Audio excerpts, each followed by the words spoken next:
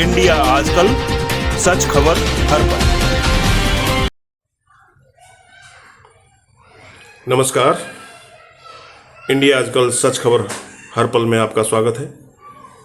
मैं हूँ ईश्वरपाल सिंह। आप देख रहे हैं यूट्यूब चैनल इंडिया आजकल टीवी। पेश है एक नया वीडियो। कहानी भारत की पहली मुस्लिम लेडी डकैत की, जो पुलिस वालों की हत्या के बाद में काट लेती थी उनकी उंगलियां। हेलो दोस्तों, नमस्कार। मैं हूँ ईश्वरपाल सिंह। आप देख रहे हैं इंडिया आजकल टीवी। बेहद गरीब परिवार में उसका जन्म हुआ। जब उसकी उम्र 5 वर्ष की हुई तो उसकी सुंदरता की चर्चा गांव-गांव, गली गली और मोहल्लों में होने लगी। 18 वर्ष की हुई तो पैरों में घुंघरू बंध गए। बस फिर क्या था, भाई तबला बजाता तो बहन ऐसा नृत्य दिखाती जिसे देख करके आम जन से लेकर खास जन मंत्र मुग्ध हो जाया करते थे। नृत्यांगना की घुंघरू की आवाज़ चंबल तक पहुंची तो डाकू सुल्ताना गैंग के साथ उसका नाच देखने के लिए आ पहुंचा। लड़की की खूबसूरती और ठुमकों पर डकैत फिदा हो गए और 500 रुपये दे करके चले गए।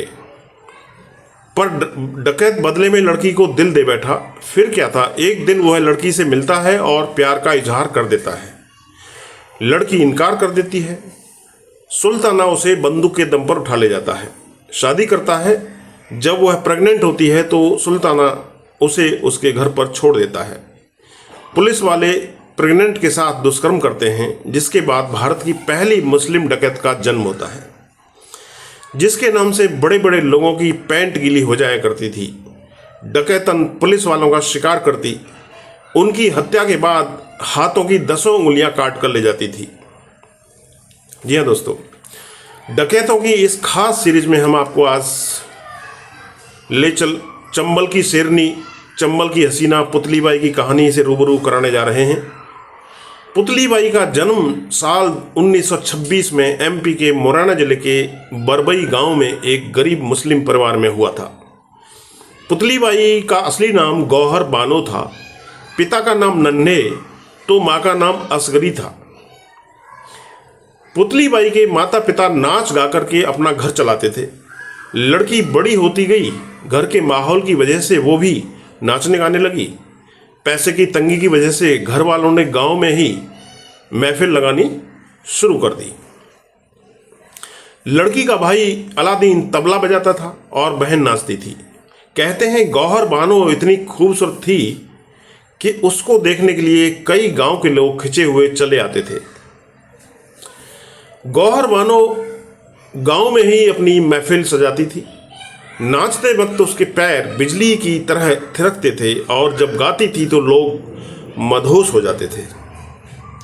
देखने में इतनी सुंदर थी कि दूर दूर के गांव तक उसकी सुंदरता की चर्चाएं होने लगीं। कहते हैं जब नाचती थी तो पुतली की तरह दिखती थी, इसलिए लोग उसे पुतली बाई कहकर बुलाने लगे।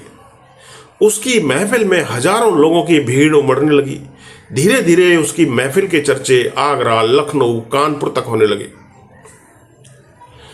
अब जब बड़े बड़े शहरों के लोग गौहर की महफिल देखने के लिए बरबई गांव पहुंचने लगे तो गांव में पुतली के चहेतों की इतनी भीड़ होने लगी कि संभाली नहीं जा रही थी। इसीलिए पुतली को आगरा शिफ्ट होना पड़ा। जी हाँ दोस्तों, आप देख रहे हैं इंडिया आजकल। अब पुतली बाई की महफिल आगरा में जमने लगी। पूरे यूपी के लोगों पर गौहर का नशा चढ़ता जा रहा था। उसकी महफिल का हिस्सा बनने के लिए बड़े बड़े लोग लाइन लगा करके खड़े होने लगे थे। लेकिन इसी बीच उसके दुश्मनों की तादाद भी बढ़ने लगी। इन दुश्मनों में पुलिस वाले भी शामिल थे। उसकी महफिल में कभी आग लगा दी जाती थी तो कभी गोलियां चल जाती थी। पुतली को जान से मारने की धमकी दी जाने लगी। इन्हीं सब परेशानियों के चलते पुतली को वापस अपने गांव आना पड़ा। पुतली जब अपने गांव में ही नाचती, पुतली के घुंघरों की आवाज चंबल तक पहुंची। चंबल से सैकड़ों डाकू उसके दीवाने होते जा रहे थे। एक दिन पुतली की सुंदरता की चर्चा उन दिनों के सबसे खूंखार कुख्यात डाकू सुल्ताना तक पहुंची। सुल्ताना महिलाओं का सम्मान किया करता था, लेकिन चर्चाएं इतनी ज़्यादा होने लगी थी कि एक दिन उसको भी पुतली की महफिल का हिस्सा बनने जाना पड़ा। दरअसल पुतली के पड़ोस के गांव श्री राम का पुरा में उसका कार्यक्रम चल रहा था।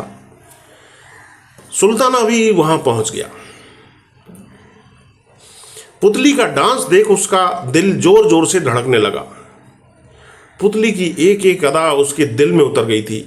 उसने पूरा डांस देखा और 500 रुपये का इनाम देकर वापस आ गया। सुल्ताना वापस बीहड़ तो आ गया, लेकिन उसका दिल पुतली बाई पर ही अटक गया। सुल्ताना पुतली का दीवाना हो चुका था। तो अब क्या होता है, एक दिन पता चलता है कि पुतली धौलपुर गांव की एक शादी में महफिल जमाने जा रही है। रात को 2 बजे फायरिंग करते हुए सुल्ताना वहां पहुंच जाता है। महफिल में सन्नाटा पसर जाता है। सुल्ताना पुतली बाई के सीने में बंदूक तान देता है और उसे चंबल जाने को कहता है। भाई की जान बचाने के लिए पुतली उसके साथ बीहड़ चली जाती है। बीहड़ में सुल्ताना पर पुतली बाई भी फिदा हो जाती है। दोनों के प्यार के किस्से आम हो गए। तभी पुतली बाई प्रेग्नेंट हो गई। तब सुल्ताना उसे गांव छोड़कर आता है। पुलिस को पुतली बाई के बारे में जानकारी होती है, तो पुलिस उसको पकड़ लेती है। आप ये कहानी देख रहे हैं इंडिया आजकल टीवी पर। पुलिस ने पुतली बाई को अरेस्ट करने के बाद सुल्ताना के बारे में पूछताछ किया, पर पुतली बाई मुंह नहीं खोलती। पुलिस ने उसे बेनता पीटा और प्रेग्नेंट होने के बाद भी उसके साथ बलात्कार किया। फिर जैसे ही सुल्ताना कोई कांड करता, पुलिस पुतली को पकड़ लेती और उसके साथ उसके परिवार वालों को भी मारती। अब यह सिलसिला 4 महीनों तक चलता रहा। फिर पुतली बाई एक बेटी को जन्म देती है, जिसका नाम तन्नो रखा जाता है। बेटी को माँ के पास छोड़कर वो वापस सुल्ताना के पास चली जाती है। बीहड़ में वापसी के बाद पुतली ने सुल्ताना से हथियार चलाना सीखा। पुतली गैंग के साथ मिलकर लूट, अपहरण, हत्याओं जैसी वारदातों को अंजाम देना शुरू कर देती है। इसी बीच एक दिन धौलपुर के रजई गांव में सुल्ताना गैंग की पुलिस से मुठभेड़ हो जाती है। दोनों तरफ से खूब गोलीबारी होती है। सारी गैंग बच करके भाग जाती है, लेकिन पुतली पुलिस की पकड़ में आ जाती है। पुतली को कुछ दिन तारागंज की जेल में रखा जाता है, फिर धौलपुर शिफ्ट कर दिया जाता है। हेलो दोस्तों, नमस्कार। मैं हूं ईश्वरपाल सिंह और आप देख रहे हैं इंडिया आजकल, सच खबर हर पल। बने रहिए हमारे साथ इंडिया आजकल टीवी पर। यहां भी पुलिस उसका बलात्कार करती है। कुछ दिनों बाद जमानत मिलते ही पुतली फिर से बीहड़ पहुंच जाती है। तीसरी बार बीहड़ पहुंचने के बाद उसने उन सभी पुलिस वालों को चुन चुनकर मारा जिन्होंने उसका बलात्कार किया था। पुतली बाई अपनी गैंग के साथ एक एक पुलिस वाले के घर गई। फायरिंग करते हुए घर के अंदर घुसी। पुलिस वालों को पकड़कर उनके हाथों की 10 उंगलियों को काट डाला और उनकी उंगलियां छीन ली, उनकी अंगूठियां छीन ली। इसके साथ ही पुतली ने उनकी बीवियों के कानों को चीरते हुए गहने नोच लिए थे। पुतली बाई की इस खौफनाक वारदात के बाद पूरे चंबल में उसकी दहशत फैल गई। पुलिस की कई टीमें सुल्ताना, डाकू और पुतली बाई के पीछे पड़ गईं, पर एनकाउंटर के दौरान पुतली बाई पुलिस पर भारी पड़ती। मुठभेड़ में पुलिस वालों की हत्या के बाद उसके हाथों को 10 उंगलियों को वह काट कर ले जाती। जानकार बताते हैं कि कटी उंगलियों को वह बीहड़ में रखती। इस बीच अपनी गैंग को बड़ा करने के लिए सुल्ताना डाकू ने डाकू लाखन सिंह से हाथ मिला लिया। 25 मई 1955 को अर्जुनपुर गांव में दोनों डाकुओं के गिरोहों की एक बैठक चल रही थी। लाखन ने पुलिस को पहले ही इस मीटिंग की जानकारी दे रखी थी।